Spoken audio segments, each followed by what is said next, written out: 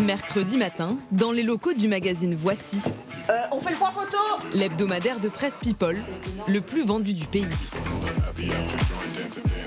On va faire plutôt une photo auteur ici, pour pas qu'on ait un peu la même maquette. Si la rédactrice en chef Marion Alembert s'active autant, c'est parce que c'est le jour du bouclage pour le magazine. Elle doit valider ce qu'on appelle le chemin de fer, l'intégralité du contenu du magazine épinglé au mur.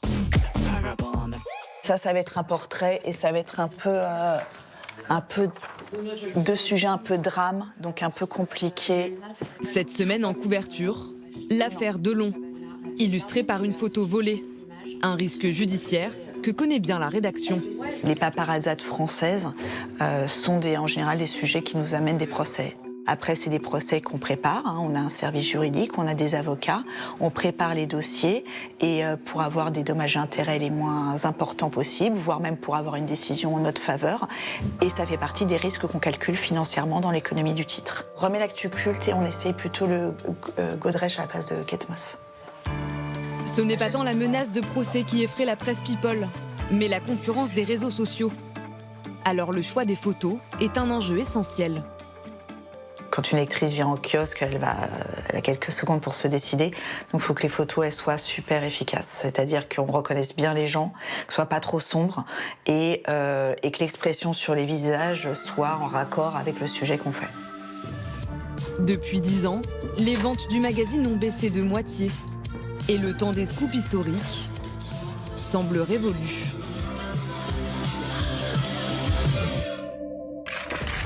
Fini l'époque où les stars se faisaient piéger.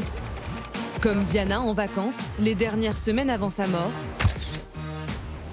Britney Spears et son envie soudaine de se raser la tête. Encore 20 ans après, ça a été un vrai traumatisme pour elle. Ou la relation cachée entre François Hollande et Julie Gaillet. Moment culte pour certains, trash pour d'autres. Les paparazzis sont à l'origine de une de journaux mémorables.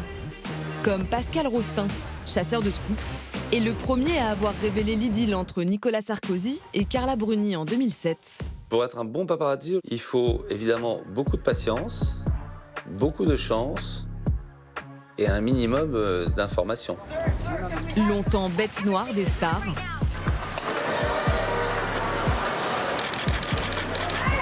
Are you serious? You go home there. You hit my mom. I didn't hit your mom. Yeah.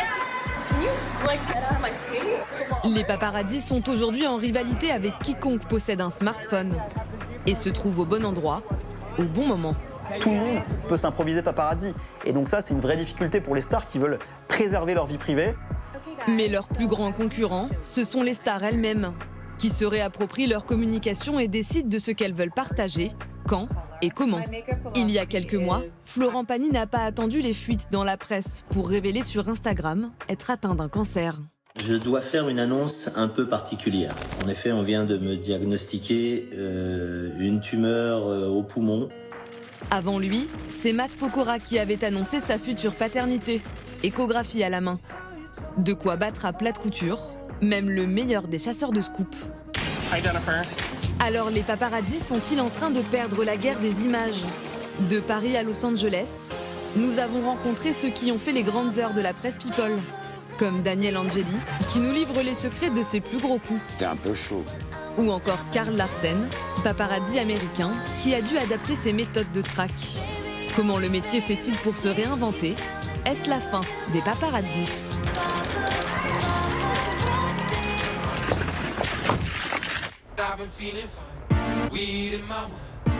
Impossible d'enquêter sur les paparazzis sans aller à Los Angeles.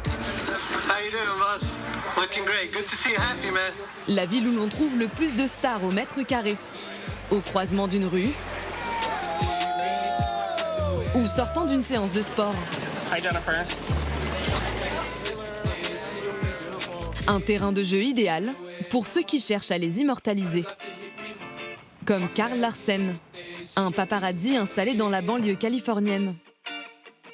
La dernière photo d'un baiser entre Meghan Markle et le prince Harry, c'est lui.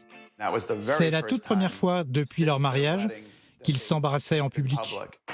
Un moment rare, capturé il y a 2 ans, qui lui a rapporté plus de 30 000 $ pour cette seule photo. Ce jour-là, le photographe prend la direction de Montecito à Santa Barbara, un repère de célébrités où il se rend beaucoup plus rarement qu'avant. J'y vais moins souvent. C'est trop dur d'en vivre. Et j'ai d'autres entreprises à côté pour compenser le fait de ne plus être paparazzi à temps plein. Je le fais juste de temps en temps. Comme les scoops se font rares, le photographe est obligé de diversifier ses activités. À présent, il gère en plus une petite entreprise de location de voitures et des appartements en Airbnb.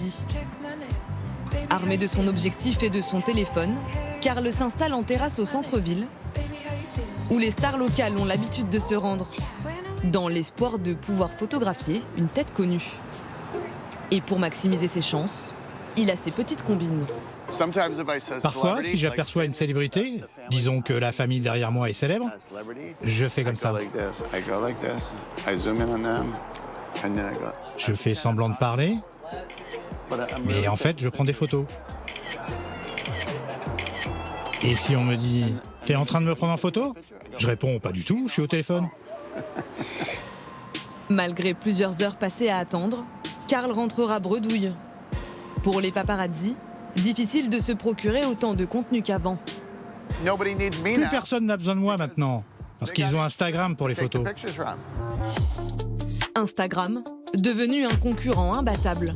Depuis le boom des réseaux sociaux, les stars partagent elles-mêmes leur vie privée. Elles fournissent du contenu inédit, parfois même jusque dans leur chambre à coucher. Récemment, c'est Victoria Beckham qui a photographié son mari David sous tous les angles. C'est vrai que ça complique le travail. Du jour au lendemain, ils ont pu gérer leur image et dire ce qu'ils ont envie de dire quand ils ont envie de le dire. Elles ont bien compris comment ça fonctionnait c'est vraiment aujourd'hui un outil de travail pour une star d'avoir son compte Instagram. Il y a peu, c'est la chanteuse Rihanna qui a elle-même décidé de poster des images de son bébé avant qu'on ne les lui vole, emboîtant le pas à Angelina Jolie et Brad Pitt 18 ans plus tôt. L'ex-couple d'Hollywood avait décidé de dévoiler dans un magazine le visage de leur nouveau-né pour plusieurs millions de $. Une des photos les plus chères jamais vendues à un magazine People. De retour à Paris, nous retrouvons le photographe Daniel Angeli et sa fille Caroline. C'est là. Dans ses tiroirs, 60 ans d'archives précieuses appartenant à celui qu'on surnomme le roi des paparazzis. Je pense que j'ai fait un peu toute la terre. Ce jour-là, il nous montre les originaux d'un des plus grands scoops de sa carrière. Sarah Ferguson, la duchesse Dior, en train d'embrasser son conseiller financier et amant au bord de sa piscine. C'était un peu chaud. J'ai fait trembler la couronne d'Angleterre, voilà. Une affaire qui, en 1992, fera la une des journaux du monde entier et qui lui rapportera gros. Ce coup-là, il a fait un argent pas possible. On va dire entre 4 et 5 millions d'euros. Et pour conserver au mieux son inestimable collection de photos, Caroline numérise consciencieusement chaque cliché de son père. C'était un peu l'Instagram de l'époque, papa. C'est-à-dire s'il n'y a pas papa ou tous les autres photographes, on ne savait pas ce qui se passait, etc. Donc c'est un témoignage d'une époque, il ne nous reste plus que ça. Une époque à présent révolue aux yeux de Daniel, pour qui le métier peine à trouver un second souffle. C'est les sujets qui ont disparu, c'est pas les paparazzis. On n'aura plus jamais de Johnny Hallyday, plus jamais. C'est l'histoire d'une génération qui n'existe plus, voilà. Pour d'autres, le métier a encore de beaux jours devant lui, à condition de s'adapter aux exigences de l'époque. Je suis pas du tout inquiet, j'ai un très bon téléphone qui fait des très beaux films et des très belles photos et je m'adapterai. Il y aura toujours besoin de contenu, toujours. Preuve que le métier n'est pas encore mort, une célèbre marque de luxe reprend les codes esthétiques de ses photos volées pour promouvoir sa nouvelle collection. La paparazzade, le comble du chic.